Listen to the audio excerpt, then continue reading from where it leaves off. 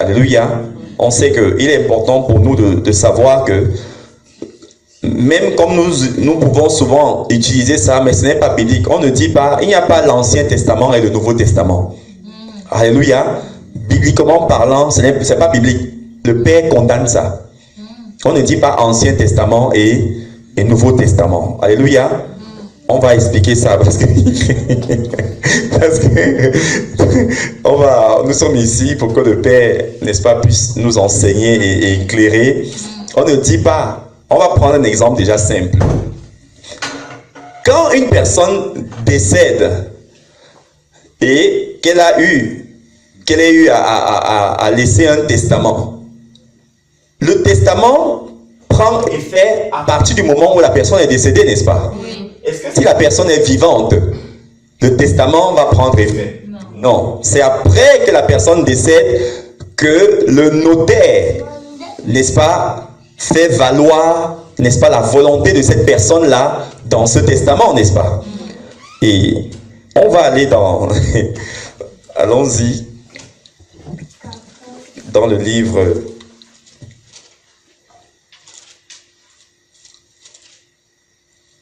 Hébreux chapitre 9. Merci Père.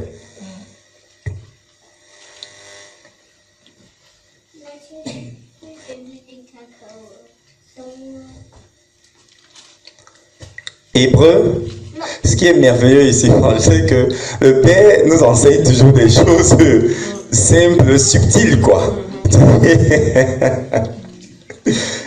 Donc ce n'est pas biblique. Si nous entendons encore quelqu'un dire Ancien Testament, Nouveau Testament, il faut lui dire gentiment, dans l'amour et la joie, que ce n'est pas biblique. Voilà. Ce n'est pas biblique. Il n'y a pas un Ancien Testament et un Nouveau Testament. Non. Il y a tout simplement la parole de Dieu. Alléluia.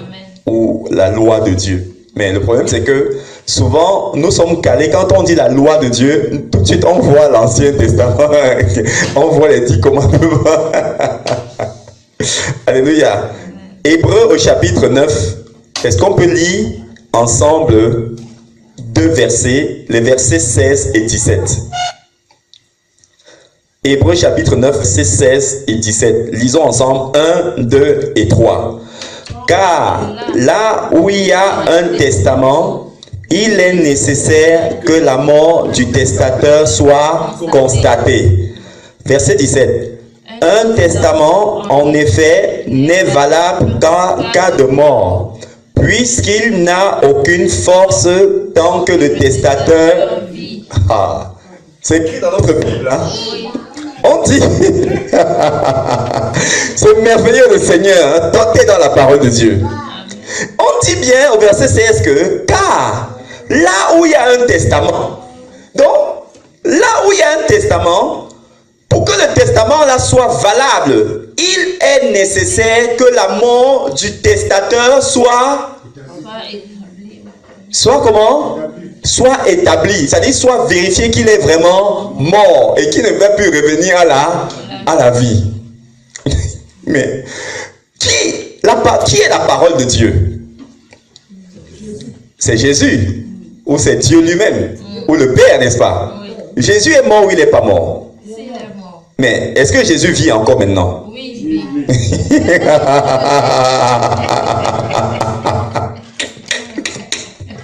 Oui, il est mort, mais il est ressuscité le 3e jour. Alléluia. Est-ce qu'on peut acclamer pour notre Père bien-aimé, que la gloire soit rendue à Christ? Ah, sois glorifié, Père. Merci, Père. Nous te rendons toute la gloire, Père. Alléluia. Est-ce que ça nous fait du bien, ça? Amen. Le Père nous aime, mes précieux frangins. Donc, tant que le testateur est vivant, alléluia, le testament là n'existe pas. Alléluia, il n'a aucun effet. Alléluia. Donc, il n'y a jamais eu un ancien testament et un nouveau testament. Mais qui c'est qui a mis ça? C'est Lucifer. Qui est venu faire comprendre à nos pères de l'Église, après les 12 apôtres, alléluia, après leur mission, Lucifer est venu enseigner à ceux qui ont pris le relais que non, la loi de Moïse était considérée comme un testament. Et il est le premier ou l'Ancien Testament. Alléluia. Et que les évangiles à partir de Matthieu jusqu'à Apocalypse, n'est-ce pas, sont le Nouveau Testament. Alléluia. On dit que là où il y a un testament, il est nécessaire. C'est-à-dire que c'est impératif que le testateur meure, soit mort, que ce soit constaté, vérifié. Alléluia. Et on dit au verset 17, un testament, en effet, n'est valable qu'en cas de mort. Alléluia. Mais pourquoi est-ce que nous lisons la Bible alors pourquoi Jésus est encore en vie? Alléluia. Pourquoi est-ce que nous tenons compte de ce que nous avons dans nos mains là? Pourtant Jésus est en vie. Dans ce cas, ça n'a plus de valeur vraiment. Alléluia. Dans le verset 17, un testament, en effet, n'est valable qu'en cas de mort, puisqu'il n'a aucune force tant que le testateur. Mais c'est bizarre la parole de Dieu, hein? Que la parole ça prend effet, mais la parole agit dans nos vies, non? Quand on prie le Seigneur, tu as dit il est écrit, mais pourtant le testateur il est en vie, mais la parole agit quand même. Alléluia. Donc ce n'est pas biblique, mais malheureusement beaucoup d'enfants de Dieu, même ceux qui ont la responsabilité, disent bon, on va lire dans l'Ancien Testament, tout ça. Et vous voyez que le monde est corrompu, que même dans nos Bibles c'est écrit. Dans la table des matières, Ancien Testament et Nouveau Testament. Alléluia. C'est merveilleux. C'est merveilleux.